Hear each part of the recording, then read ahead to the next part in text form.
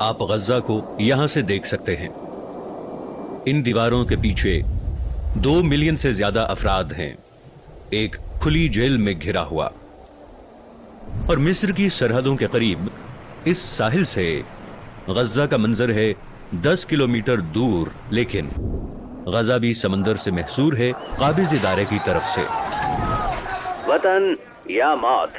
عربوں کے ساتھ آپ کا غیر انسانی سلوک، آپ کو اپنے بارے میں کیا کہنا ہے؟ یہ ختم کرو، تم جھوٹے ہو.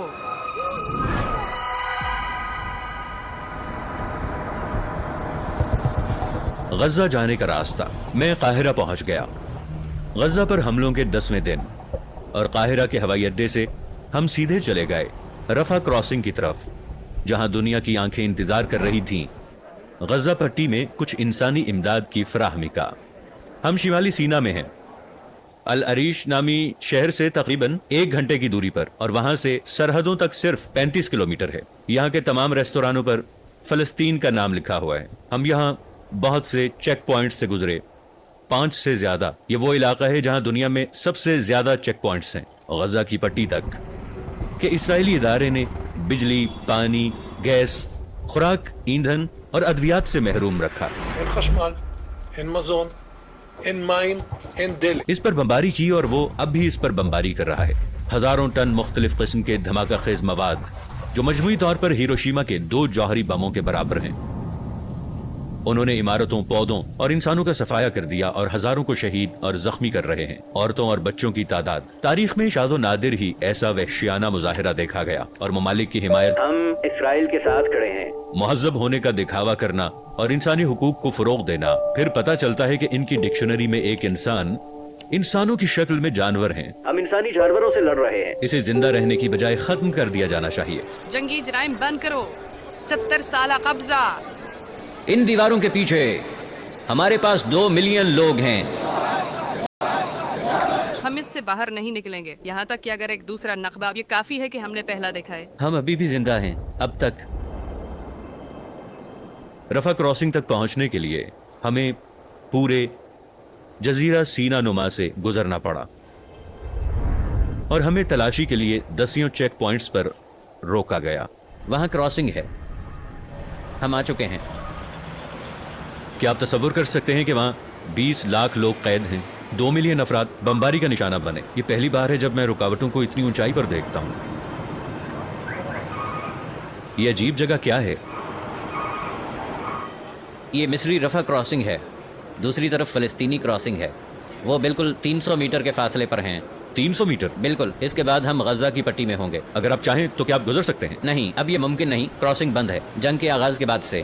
اس طرف سے یا دوسری طرف سے؟ یہاں وہاں دونوں طرف سے. دوسرا اسرائیل کے کنٹرول میں ہے؟ جی ہاں، اسرائیل اسے کنٹرول کرتا ہے. وہ بمباری کر رہے ہیں. ہر بار جب وہ کہتے ہیں کہ یہ 9 بجے کھل جائے گا، پھر وہ اسے بند کر دیتے ہیں. وہ صرف اس علاقے پر بمباری کر رہے ہیں ہمیں ڈرانے کے لیے. امدادی کارکنوں کے طور پر ہمیں بتائیں کہ اگر آپ اسے عبور کریں اور امداد پہنچانے کی کوشش کریں، ہم آپ پر بھی بمباری کریں گے. یہ قتل ہے، یہ نسل کشی ہے، یہ نسلی صفائی ہے، پوری قوم کا صفایا. یہ ایک نصابی نسل کشی ہے. کیا آپ نے ان خیموں کو دیکھا؟ کیا آپ دیکھ سکتے ہیں کہ ہم آج رات کہاں سو رہے ہیں؟ ان دیواروں میں ہمارے پیچھے ہیں. خدا کا شکر ہے کہ ہمارے پاس بجلی، پانی اور سب کچھ ہے، لیکن یہاں سے صرف 2 قدم دور نہ بجلی، نہ پانی، نہ کھانا، فضائی حملوں کے علاوہ، جس کا کوئی تصور بھی نہیں کر سکتا. میں واقعی تصور نہیں کر سکتا. اے اللہ، یہ وہاں نسل کشی ہے.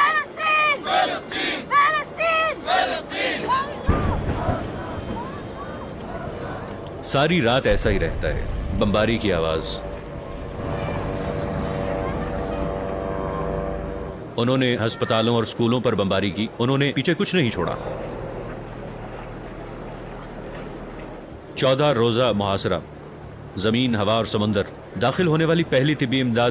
150 سے زیادہ ٹرکوں کو داخل ہونے کی اجازت نہیں. صرف 2 ٹرک داخل ہوں گے. انہوں نے ابھی ہمارے سامنے کراسنگ پر بمباری کی ہے. انہوں نے ایسا 2 ٹرکوں کو متنبع کرنے اور روکنے کے لیے کیا ہے. انہوں نے دروازے بند کر دیے اور وہ انہیں دوبارہ نہیں کھول رہے ہیں.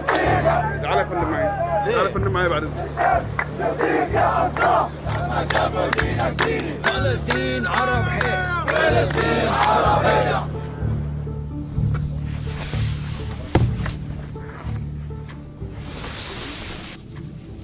صبح کے 3 بجے ہیں.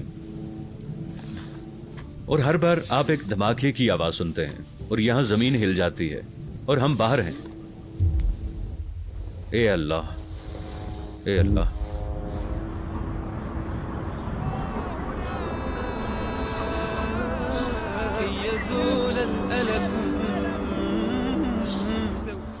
सऊदी अरब, उर्दन, इसराइल से यूरोप तक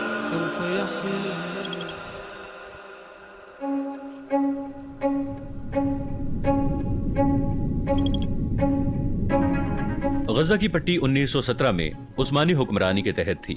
जब अंग्रेजों ने इस पर कब्जा कर लिया, सल्तनत उस्मानिया की शिकस्त के बाद 1917 में लॉर्ड डेलनी के मुकद्दस सरजमीन को फतह करने के बाद यहूदियों को फलस्तीनी में एक कौमी घर देने का वादा किया था बरतानवी अर्ल ऑफ बेल्फोर की तरफ से। और ये सन 1948 तक बरतानवी मैंडेट के तहत रहा, जब अंग्रेज चले गए और सिहोनी ग्रोह वो बन गए जिसे आज इसराइल कहा जाता है।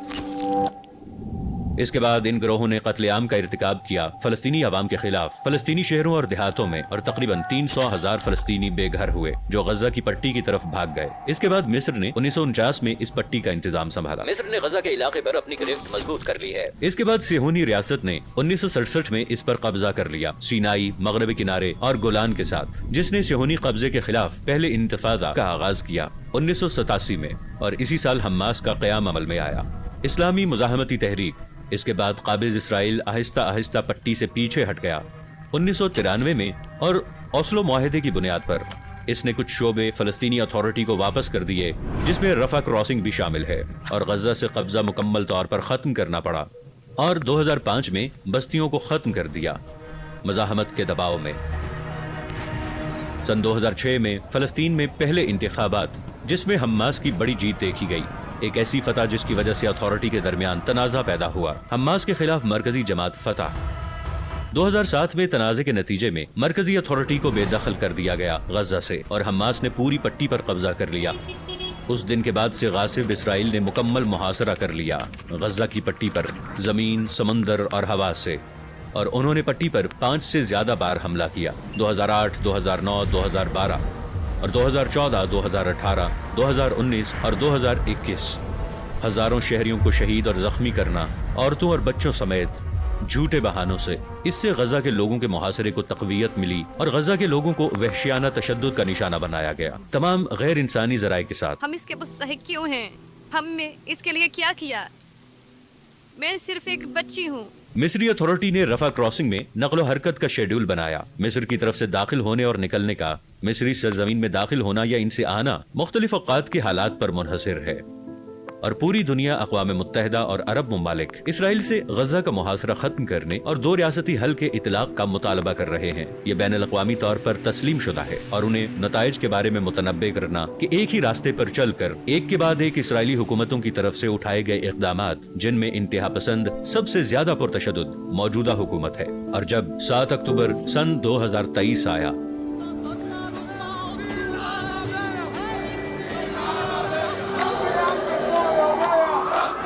समंदर और मिस्र की गुज़रगाह बंद कर दी गई।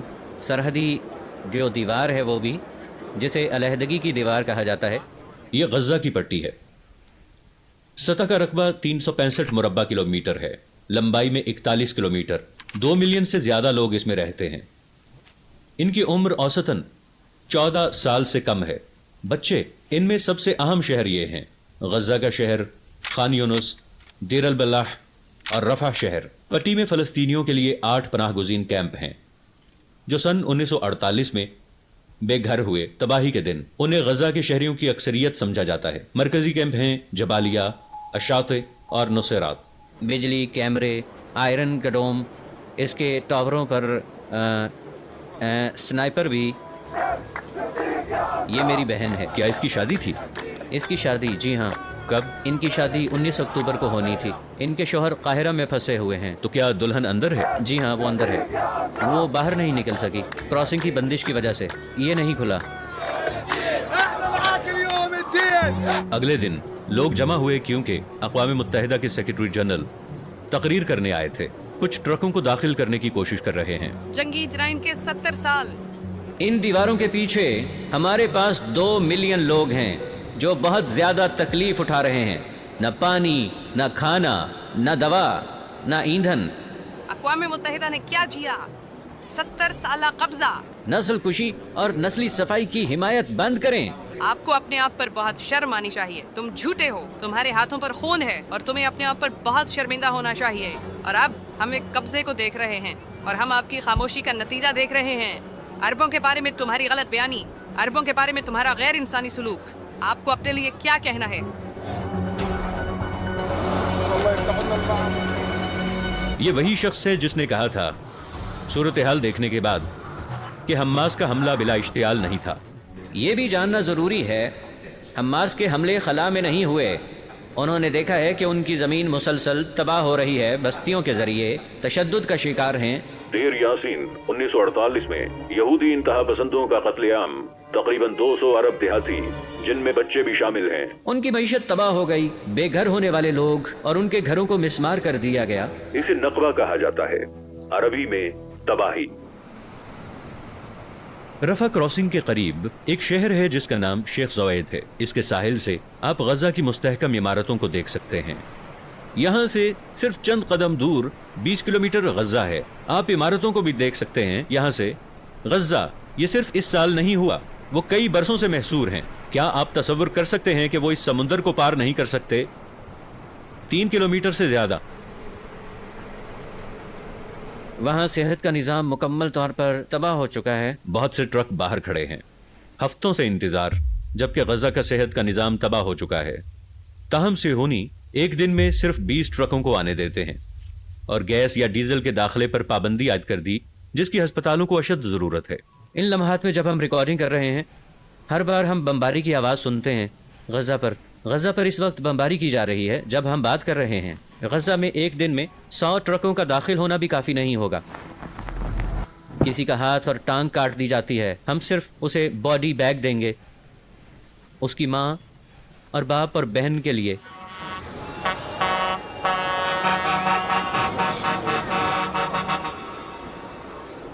हमने फ़लस्तीनियों को देखने का फैसला किया, मिस्र की तरफ फंसे हुए।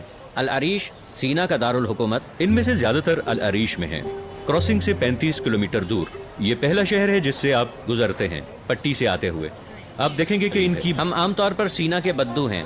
ये एक ऐसा मामला है जो सीना के लोगों के खून में दौड़ता है। यहाँ तक कि सीना के पकवान ये फ़लस्तीन से मिलते जुलते हैं। हम मगलोबा का इश्तराक करते हैं, मूसा खान भी। इसके अलावा थाइम खाने की सकाफ़त और जैतून का तेल। ये गजा की कॉफ़ी है। हाँ, सीना के लोग और तमाम मिस्री गजा के अवाम की हिमायत करते हैं। अल अरीश में खुश आमदीद, अल अरीश में खुश आमदीद, अल अरीश में खुश आमदीद। यहाँ एक ख़ानदान फंसा हुआ है। आप गजा में कहाँ रहते हैं? मैं खान यूनुस में रहता हूँ। क्या आपका ख़ानदान अब वहाँ है?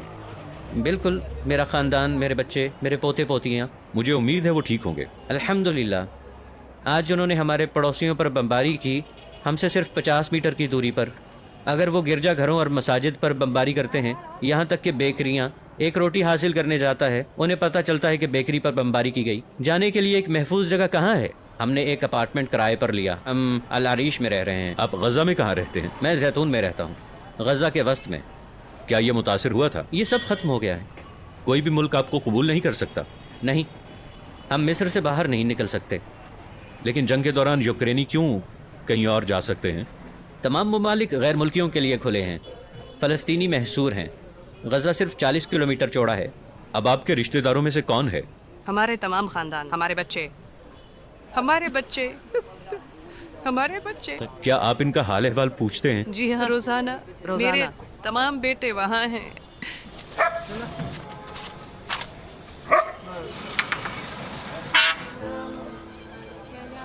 जब फ़लस्तीनी अल अरीश आते हैं, इन्हें लगता है कि वो गज़ा में हैं। एक फ़लस्तीनी यानी आरामदेह है या तो गज़ा या अल अरीश में। हमारे चचा और रिश्तेदार, हम मुतल्लिका हैं। हमारे दरमियान कोई दीवार नहीं है। यहाँ और वहाँ ज़्यादातर लोग एक हैं। फ़लस्तीनी, हम घर जाना चाहते हैं लेकिन ये बंद है।